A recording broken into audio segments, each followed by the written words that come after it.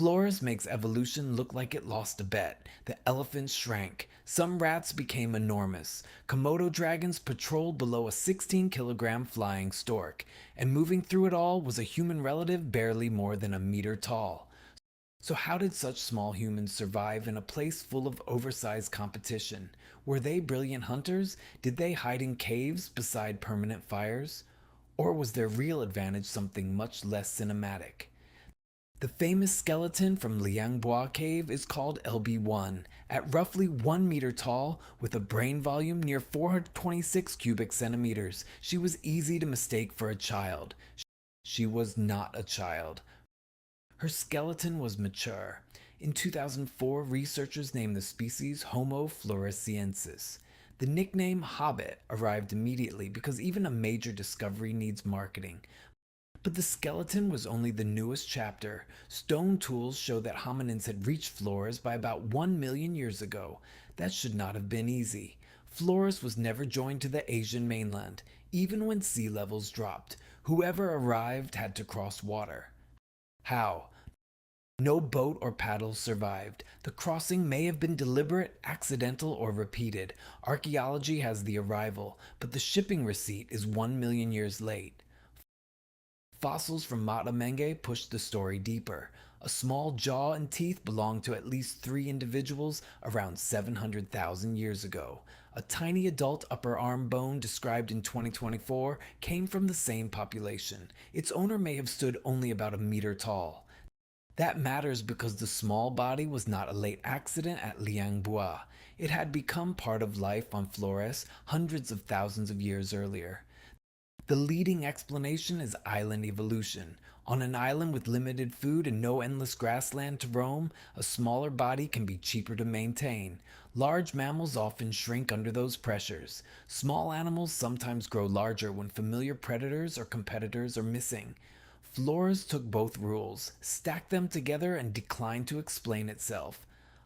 A small body, then, may have been less of a weakness than an economy plan. That still leaves the daily problem of eating. Homo floresiensis made stone tools. The technology looks simple. Flakes struck from rock, sharp enough to cut flesh and other materials. Simple does not mean useless. A can opener is not a spaceship, but dinner still notices the difference. At Liang Bua, stone artifacts span roughly 190,000 to 50,000 years ago. The cave also preserves Stegodon, an elephant relative dwarfed on Flores. Illustrations love the obvious scene, tiny hunters surrounding a tiny elephant with spears. The bones are less cooperative.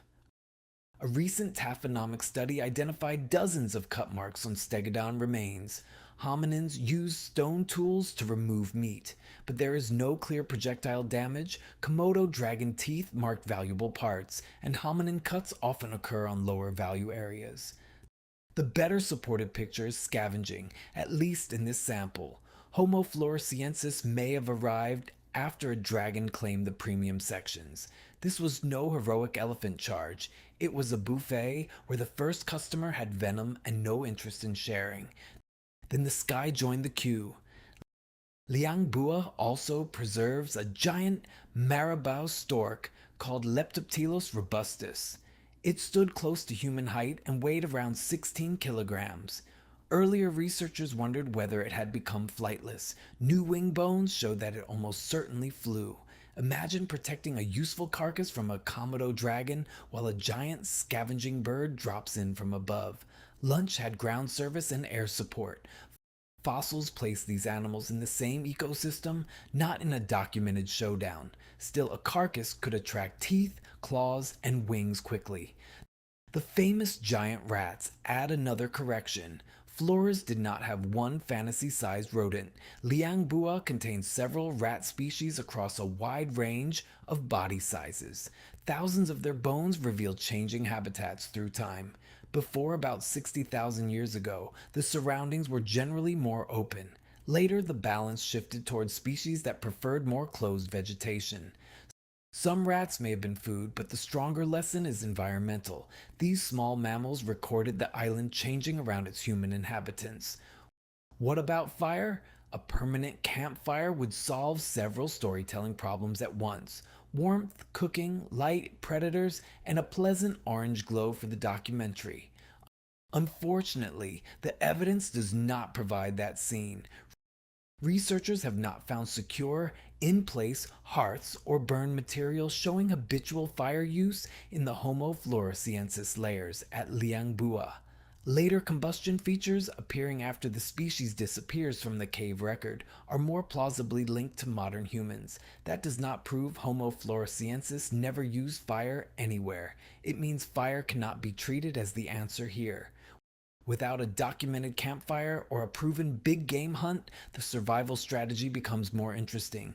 These humans had sharp tools, compact bodies, long familiarity with the island, and access to a cave near varied habitats. They could process whatever edible material was available, exploit carcasses, move through a landscape they knew, and spend fewer calories maintaining a large body. No fossil records who carried food or watched for dragons, but small-bodied hominins were present hundreds of thousands of years before LB1. This was not a brief evolutionary mistake. They were good at being from Flores.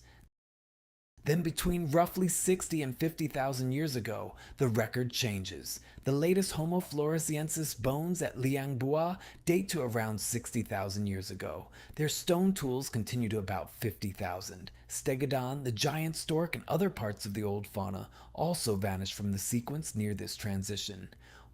Why did such a long-running system collapse?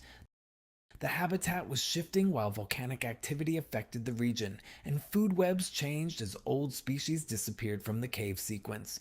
Together, those pressures could hurt a population confined to one island, especially if its numbers were never large. But there is another arrival close enough in time to make every mystery documentary lean forward. Modern humans were on Flores by about 46,000 years ago. Did Homo sapiens meet Homo floresiensis? Did the newcomers compete with them, spread disease, or finish a decline that had already begun?